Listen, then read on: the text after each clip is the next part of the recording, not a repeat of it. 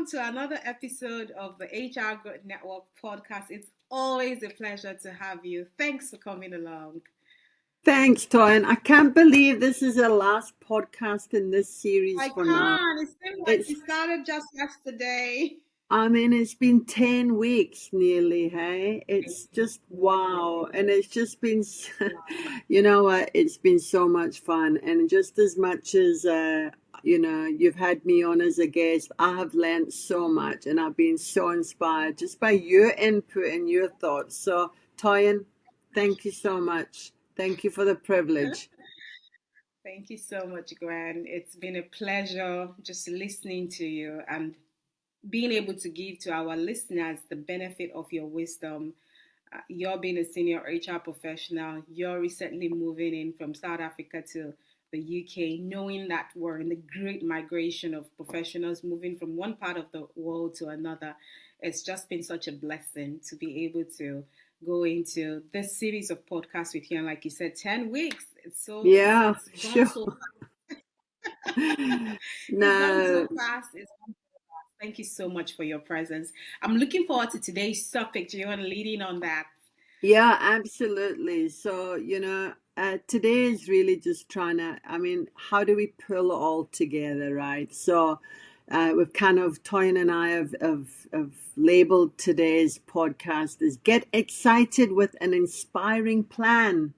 So, you'll hear through these podcasts, Toyin and I are talking a lot about the personal side, but also the HR for you as the professional. Be it you've just started in on your journey or you're already at an executive level. At the end of the day, we're all people and we all need support and we all need networks and we all need to stay connected. So, how do what does an inspiring plan look like for me? So, I think before I get to that, it's really all around motivation, right? So you can put a plan together, you can have it there, but if you're not doing anything about it, then it's just a piece of paper, right? So, they talk about motivation. So you get two types of motivation. You get the intrinsic motivation, which is really about you as an individual driving things from inside. You want to grow, you want to learn, you want to move forward. That's intrinsic motivation that's going to move you to achieve that plan. And then you get the extrinsic, so should have That's a had tongue some tea twister. this I get that morning, as well. motivation, which is motivation from external parties. And that could include coaching, it could include support, people rallying you on. You think of professionals, and we are professionals. We are HR Yes, we are. professionals. But you think of professionals in the sports arena, they show up, they're intrinsically motivated, but they have a huge extrinsic motivation in the form of their team and pushing. So we need both, right? We absolutely need We both. do. We Um, do. so, I think, if you think of, there's so many amazing articles on the web for setting up goals. And I'm sure all of our listeners knows about SMART goals, Yep. specific, measurable, achievable, relevant, time-based. So, I think for me, putting an inspiring plan is really just sitting down and saying, where do I want to be? We spoke about you're the director of your own story, right? So, I think for me, it's about where do you want to be? So, what are you have different kinds of goals. So, maybe let's just chat about that. You have short term goals, so stuff that you want to do now, that could be in the next month or 3 months. You have long term goals. You've got health goals, you've got career goals, you've got financial In goals, every you've got area of spiritual life. Yeah. goals. There's so many goals. And I think the challenge that sometimes people face is when you sit down and you write all those goals, there's so many that it feels overwhelming. But Overwhelming. I want to encourage our listeners that if you haven't written any goals, if you haven't actually written down and you feel overwhelmed, just, it's that 1% rule, right? what is the 1% thing that you can do today? Today you can sit down and say, pick three things that you feel you need to, you want to address in your life. Three things, Yeah. do you want to save more money? Do you want to lose some weight? Do you want to go on Mm. our HR course? Three things, because that builds momentum as to kind of where you want to be. So I really, for me, I live and breathe by my goals. Yeah. Um, and I think key for me is the importance with the goals is to you need to write them down and you need to Yes. reflect on them. I used to, when I was younger, I would write goals in January and I would look at them the following year. A New And Year resolution. that's not the model, right? Goals are, it's a living thing that you need to be reflecting on. Sometimes you need to adjust them. Um, and what I've really found is effective for listeners and for myself is putting up a vision board. I'm not Mm. sure. I'm not sure. If, from a vision board point of view, there's a couple of things. It shows that studies show that it is effective for those that put it up. People are more likely to achieve their goals when they have a vision board. Why? Why? Because they can see it. So a vision board Mm. is typically pictures of your goals. So if you have a lose weight goal of you want to be thin and fit and whatever, however that looks, you Yeah. might have a picture of someone up there, just Fit. like Yeah. fit and looking good. And they say that if you have that in a space that you can have a look at every day, it just starts to kind of go into your subconscious. Yeah. So, and the nice thing about a vision board is that you can have some fun with it, right? You can put up pictures. Absolutely. I have my vision board on my phone, so every time that my screen comes on, my vision board pops up, and on there for Oh, me is my grandchildren, is my family, is the that Cayenne Porsche that want to drive one day. and you she know sure will. Pictures of holidays and places I want to go to. It's about relationships with my family and my children. It's about connections. It's about networking. It's about career. There's a lot of very specific pictures on there that when I look at it, I feel inspired, right? I feel like excited and hopeful. So Yeah. that's really just for me an inspiring plan to keep me to account, and it has to feel like you can achieve it. It has to be Yeah. inspiring. It's and I think having an inspiring plan is so good for your mental health, It because we is. talk Keeps about you going. Yeah. wellness. So that's just some of the kind of the thoughts on an inspiring plan for me, and I really want to encourage HR listeners out there, wherever you are in your journey, whichever country you are in, whichever country you want to go to, sit down and say, um, you know, what does that look like? What is the different areas within, be it financial, short term, spiritual, career, moving house? Mm. What does it look like for you? And put it down, because there's something about putting down a goal that you kind of feel, oh, okay, well, now I need to do something, right? So it just moves Yeah. you forward. And I really want to encourage, just the listeners to just, if you don't know how to do it, reach out to, Toyin has an incredible HR growth network. She offers those services. Reach out to someone that can hold your hand and take you along um, this really exciting journey. So, Tyann, over to you, just for you in terms of your view on goals and inspiring plan. What's your experience? Gwen, you have shared really, really, really profound points today. And thank you. On behalf of our listeners, I want to thank you for sharing that. Whilst you were talking, I was thinking, oh my goodness, Gwen's in my notes. Gwen's in my notes. And I love the way our thoughts are so complementary. And I'm gonna start with, the data around the percentage of people who actually have goals.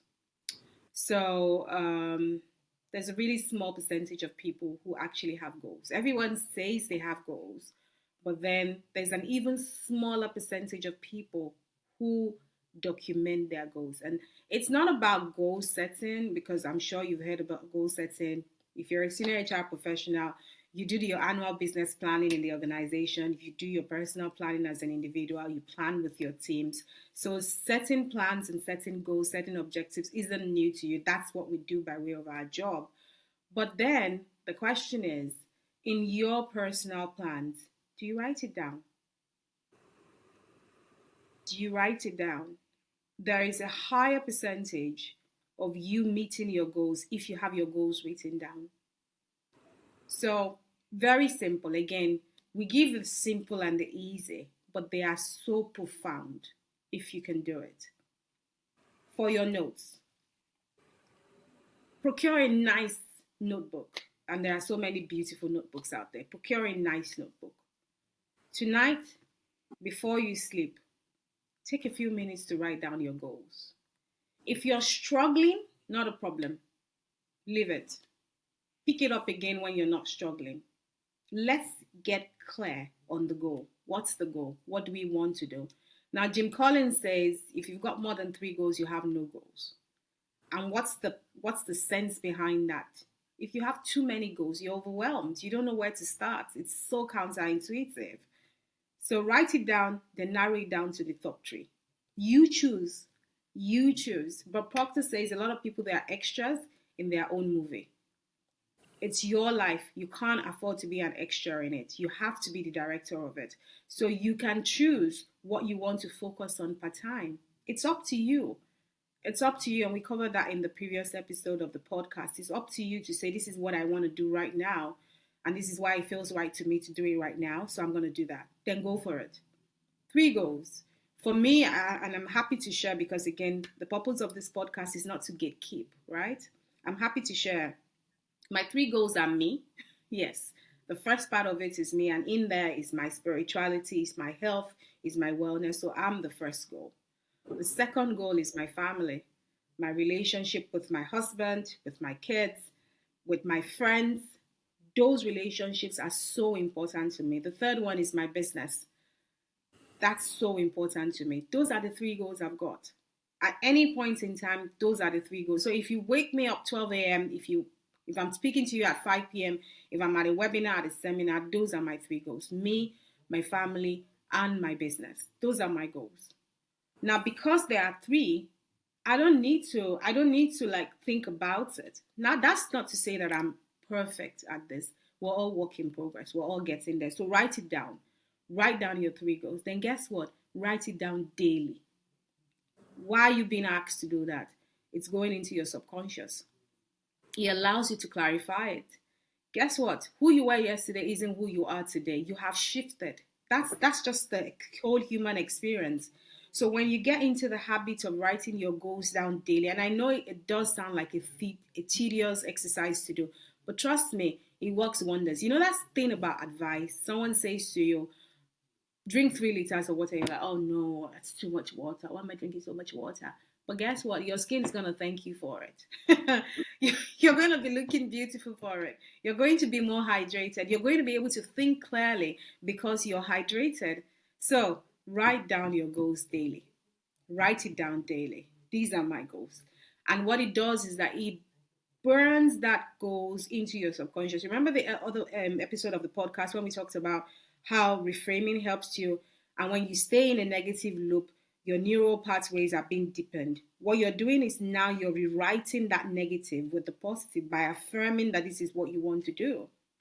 So write down your goals daily, and then avoid the trap of doing too much. I'm going to say this because I put my hand on heart. I'm a high achiever. Gwen knows me so well. I have loads of plates spinning at the same time. But guess what? I have understood that You can have loads of things doing at the same time, but the question is, are you doing it from a point of ease and flow, or you're doing it by force? I shifted. There was a time it was by force. I needed to get it done, and I was going really hard for it, really hard on my goals. But I was helped when I got on this PQ coaching program that Gwen and I were on. I've been taught ease and flow. So now I'm still, in fact, I'm doing much more, but I'm doing it from a place of ease and flow. I've got the energy for it. And I'm able to switch between my roles effortlessly. I'm not irritated that my kid is calling me because I've got this podcast to do or I've got this meeting to be at. Ease and flow. Ease and flow. So don't try to do too much from a wrong place. If you're doing a lot, do a lot because you're doing a lot for the right reasons. And you will know. You will know. You will feel it. You will be stressed Mm. if you're doing too much for the wrong reasons. You'll be energized if you're doing a lot for the right reasons. So that's your little litmus test right there. So try that. Then how do you see what's your perspective on things? Is your glass always half full or is it half empty? Because yes, I get it. If you're a high achieving senior HR professional, you're really, really ambitious. You're really, you want to get to that level, whatever that level is for you, whether it's a director role, whatever that is. And by all means, go for it if that's what you want. But are you able to look and say, I've looked back and I've seen all I have achieved and I am happy, I'm content, I'm going forward from a place of gratitude? Or am I going forward from a place of I need to grab more, I need to have more certifications, I need to get into more places? Why are you doing it? What's your frame? Because that frame is going to drive how you approach relationships. That frame is going to drive how you approach conversations. But then you're supposed to move forward with an inspiring, refreshing plan, if I might add. So you can't do that from a place of force. You have to do that from a place of, I am grateful for what I've got so far. I am grateful for what's to come, and I'm moving forward purposefully. You're not going to say, oh, I'm not going to advise you gratitude and fold your hands and do nothing. You have things to do. Get on with it. But get a plan. Let your plan inspire you. Keep it where you can see. Gwen's got hers on her phone. What I've got on my phone is I've got this wallpaper, and I'm going to read out what the wallpaper says. It says, don't ever doubt yourself. Work hard and exceed your expectations. Don't underestimate the power of consistency and desire. You've got what it takes to become the best that you can be. That's what's on my wallpaper. That's what's on my phone as well. That's what I see every day because I deal with doubts like you. But I have learned that to get inspired, you have to help yourself. Put in those physical things that will help you. If it's a wallpaper on your phone, if it's a vision board on your wall, if it's you understanding that you can only do three at a time, that's the power of three, and it's ease and flow, you're not trying to do too much, and you will be fine. Not to forget, of course, that there is a network of people out there that is supportive of you. You just haven't found them yet. But there are out there. So don't think you're going this alone. Gwen and I found each other and we become such a huge support system for each other. Find your support system. You're welcome to join us in the HR Growth Network. But this is what it is. This series of podcasts, this is what it is. Sharing with you how it really is. So that's my version of, going forward with an inspiring plan. I love it, Toyin. Thanks so much for sharing that. I just love that ease and flow. And, I just think an inspiring plan should be that, right? It should be inspiring. It shouldn't, and Yeah. that's why that ease and flow is just it's so valuable, right? Because if you're grinding at a plan and it's just, then it's not an inspiring plan. So, I love our chats. And I mean, I think for me, it's just ending off time. It's been an absolute privilege, and I hope and that our listeners have just gleaned a few, top tips and encouragement. And knowing that you're not alone, I'd love to sing that song, but I think if I sing on this podcast, you'll never, you'll that'll be scary. I'm good at other things, but you're not alone, right? There's a network, and it's exciting. I mean, as HR professionals, we should be we should have some fun along the way. We are people, right? People want to connect and just, so I think for me, it's just have some fun, be clear on what you want to do. If you're not clear, get some help to get clear, and if it needs to change. And just remember, and in closing, you are amazing. You are Wow. capable. You are capable of amazing things. Never You doubt your potential. And with that, I say all the very best, Toyin, all the very best to your listeners, and I hope that we can connect again. Thank you so much, Gwen. Thank you so much. I love your contributions. I appreciate your time. I appreciate the gift of your presence, the gift of your knowledge. Thank you so much. And it's been lovely, lovely having this series of conversations with you over the past 10 weeks. I am so grateful for it, and I know it will bless our listeners and help them in their journey of just finding their rhythm in a new country, continuing in their HR profession. Thank you so much. Listeners, till next time when we come your way again, do take care. Bye. Bye.